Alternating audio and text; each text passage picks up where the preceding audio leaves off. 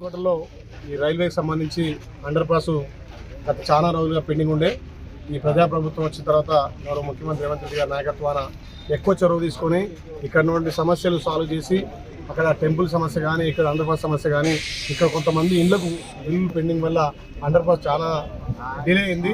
6 ఏళ్ల నుంచి పెండింగ్ ఉన్నటువంటి అండర్ పాస్ మేము వచ్చిన తర్వాత వేగవంతం చేసి ఇవాళ ఈ కొలంపేక పోయే రూట్ను క్లియర్ చేసి బీచ్ కూడా ఈరోజు స్టార్ట్ చేయడం జరిగింది. అదేవిధంగా ఒక 10-15 రోజుల్లో అక్కడ సంబంధించిన నీళ్లకు మిషన్ భగీరథకి సంబంధించి అది ఉన్నందుకు కొంచెం లేట్ అయింది, అది కూడా క్లియర్ చేసినాం. ఇది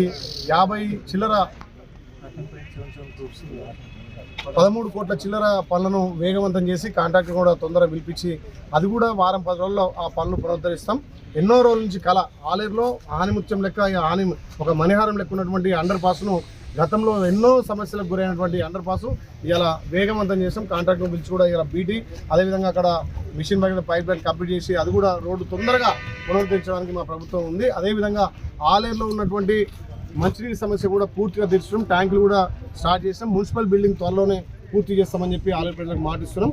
ఆలేరును అగ్రగామిగా ఉంచడమే లక్ష్యంగా ఆలేరు ప్రజల ఉన్నటువంటి సమస్యలను కూడా త్వరితగా పరిశీలించి అన్ని విషయాల్లో ప్రభుత్వం చిత్తశుద్ధి ఉంది. మొన్ననే ఉగాది నుంచి మా తెలంగాణలో ఉన్నటువంటి ప్రతి ఒక్క బీదోడు కూడా ఉన్నత వర్గాలు తినే అన్నం తినాలి, ప్రతి కుటుంబంలో నిత్యం పండుగ లెక్క సన్నబియ్యం తినాలని గౌరవ ముఖ్యమంత్రి రేవంత్ రెడ్డి గారు, ఉత్తమ్ కుమార్ రెడ్డి గారు ఇద్దరు కూడా ఈ సన్నబియ్యం నిజంగా కూడా పేద ప్రజలు ఇలా ఒక వరంగా చూస్తారు. కాబట్టి ఆ సన్నబియ్యం అనేది చాలా కుటుంబాల్లో ఇలా ఒక పండుగ వాతావరణం నింపింది.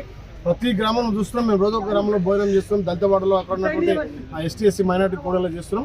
సన్నబియ్యం ఒక వరంగా వాళ్ళు చూస్తారు. కాబట్టి గౌరవ ముఖ్యమంత్రికి అదేవిధంగా సివిల్ సప్లైస్ శాఖ మంత్రి ఉత్తమ్ కుమార్ గారికి సన్నబియ్యం ఇచ్చేందుకు తెలంగాణ ప్రజలు 6వ తరగతి తరఫున ప్రత్యేకంగా